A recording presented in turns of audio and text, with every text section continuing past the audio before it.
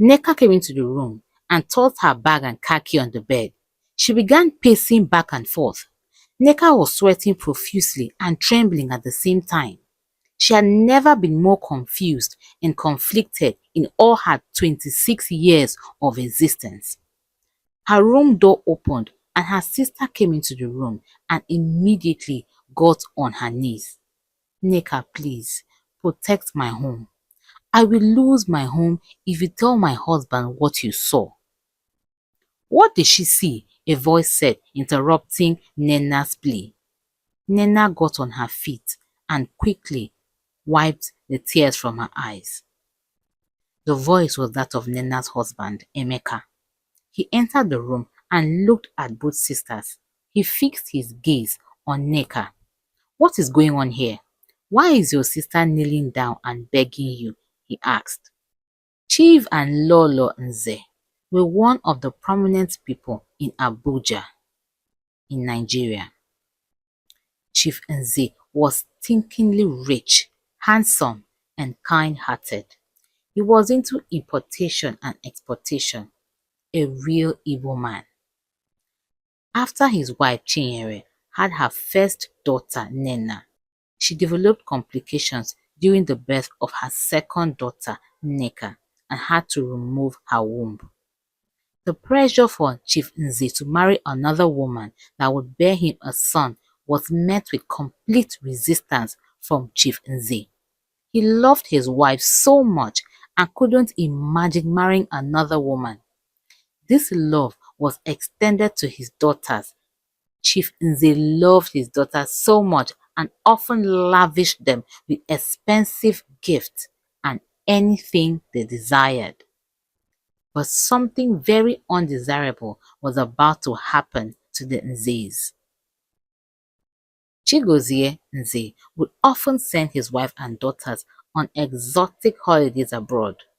But on this particular summer, he sent his daughters with their nanny because he needed to attend an important function with his Lolo, Chinyere.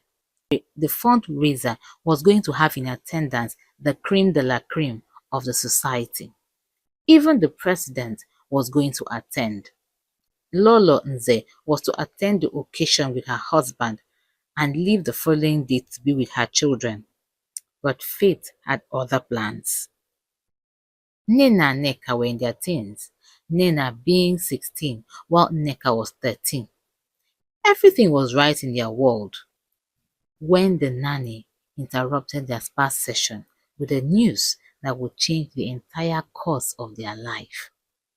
They had been demanded by their parents to come home immediately. Nena and Nneka found it very odd, and even when they tried to call their parents to express their displeasure, their parents could not be reached. The nanny assured them that their parents had valid reasons why their vacation had to be cut short. They were to get on their private jet and leave immediately. When they had gotten home and settled in, they were summoned to their father's study. That was the beginning of a new chapter in Nena and Nneka's lives. At the study, their father's elder brother was waiting for them with his wife. Both of them broke the sad news to Nena and Nneka. Their parents had been involved in a plane crash and had lost their lives. They cried for days and nights, but their tears only wet their faces and pillows. It could not bring back their parents. The banks came calling, investors came knocking, and in a few months they went flying from first-class citizens to the lowest of the low. Whatever was left of their father's estate, their father's wealth, was entrusted to their uncle Chibuzo Nze to act as a trustee until Nena, being the eldest of Chief Nze's daughters, would turn 18. They had to move from Abuja to Lagos to live with their uncle. Their uncle, Chibuzo Nze, took them in, but life was never the same. They had to change schools, and they no longer had the luxury of having a nanny. Their uncle did the best he could until he had to relocate to Saudi Arabia for greener pastures. That was another turning point in their lives. At first, their uncle would call often to check on them, but one day something happened. Their uncle's wife, Onyeka, had a party to attend. She couldn't find her gold necklace. She checked for it everywhere, and soon everyone joined in looking for it, Nena and Neka included. Before long, the necklace was found in Neka's suitcase. Neka tried explaining to her aunt that she had no idea how it got there, but the aunt was not buying it. She accused the two sisters of being thieves, and from that day, her behavior towards them changed. All of a sudden, they could no longer speak to their uncle. She could no longer meet their needs. There was an occasion Neka needed sanitary towels, but when they asked their uncle's wife, she simply told them she didn't have money to get any for her. That day, Nena took one of her clean t-shirts and tore it into strips and gave it to her younger sister to use and improvise as sanitary towels. Things got so bad and they still couldn't reach their uncle to tell him of their difficulties. One day, Onyeka, their uncle's wife, gave them a very difficult decision to make.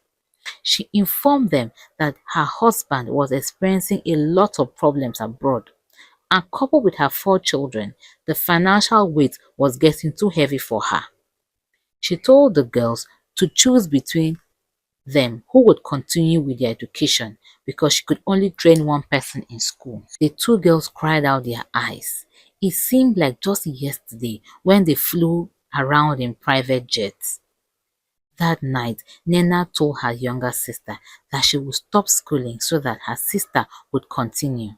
Neka objected, but Nena insisted, saying that with their parents gone, she was going to take care of her. One day, while they had the rare privilege of talking to their uncle on phone, Neka quickly chipped in and told her uncle that she would love Nena to start going to school. Their uncle's wife, who was standing nearby, quickly snatched her phone from them. She warned them seriously about disturbing her husband with unnecessary demands. The 2 sisters had to adjust to their new life. Their new normal was Neka going to school while Neka stayed at home. The days of private tutors was only but a faint memory. Their uncle was still abroad and the girls were only allowed to talk to him once a month. After high school, Nneka had written an entrance exams that would enable her gain admission to start college. Her name was shortlisted. She only had to travel from Lagos to Owerri for the final interview. She was so excited because she had dreamt of being a medical doctor for so long. The 2 sisters went to their uncle's wife Onyeka to tell her about the good news. When she heard the news, she smiled and congratulated Nneka. Nina informed Onyeka of the date slated for the interview. She nodded and smiled and told the girls that everything was on track. 3 days before the day of the exams, the 2 sisters spoke to their aunt again concerning Nneka's impending trip to Owerri. I can still remember, she said. I hope you're prepared, she asked, and Nneka nodded, and they both went back to their room, thinking everything was going to go according to plan. The following day, at about 10 p.m., the 2 sisters approached Onyeka and asked her for the flight ticket. They had waited the whole day thinking Onyeka was going to approach them and give Nneka's flight ticket to her, but Onyeka had been out the whole day. The room was quiet as the 2 girls waited for Onyeka to say something. I don't have money for flight tickets, she said to the girls while she clicked away at her phone. Take money from my dresser over there and join a bus to Owerri, she said to them. The 2 girls turned and looked at each other. Nena summed up courage and spoke up. Auntie, she said, You don't even know where they join buses to Owerri. Besides, it's 10 p.m. I don't think buses are still available at this time, Nena said. Onyeka looked up and stared at the girls. You think I am that selfish father of yours that spoilt you both? Wake up and smell the coffee. You are both orphans, she yelled. If you are not going to join a bus to Owerri, drop my money and leave. Do you think my husband is plucking money from the sky? With all the money your father had, it could not save his life. Get out of my room and stop disturbing me with your ugly faces, Onyeka said. Nina and Nneka returned to their room dejected. One of them dropping out of school was not bad enough. It was getting clearer to the two girls that they were both going to be out of school. Nina paced back and forth. She knew no one in Lagos and didn't even know her way around. Her life had consisted of being driven around in cars. These 2 years at home away from school and completely unsupervised had gained her some level of exposure. She had become a little bit street smart.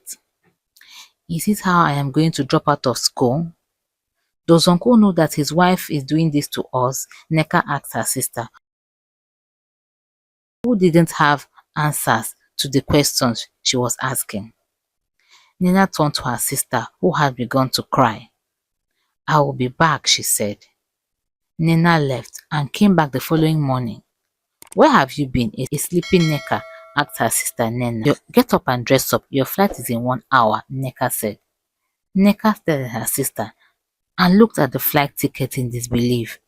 She was too afraid to ask her sister what she had done to get the money for the flight ticket. She quickly got up and prepared and got to the airport in time to board her flight. Nneka's trip to Owerri was safe and successful. The two sisters knew that they had to reach out to their uncle. He had to know all what his wife had been doing to them. Even though a chunk of her father's wealth had been used to settle investors, debtors and bank loans, a lot of it had been entrusted to their uncle since they were both below 18. The two girls both hatched a plan that they were going to take Onyeka's phone, copy the phone number of their uncle's foreign line, and call him. Nneka had gained admission, and Onyeka had said nothing concerning Nneka's education. But Onyeka was always with her phone. It was like an extension of her arm. One evening, an opportunity presented itself, and while she was taking a shower, the two girls got into her room and took the phone.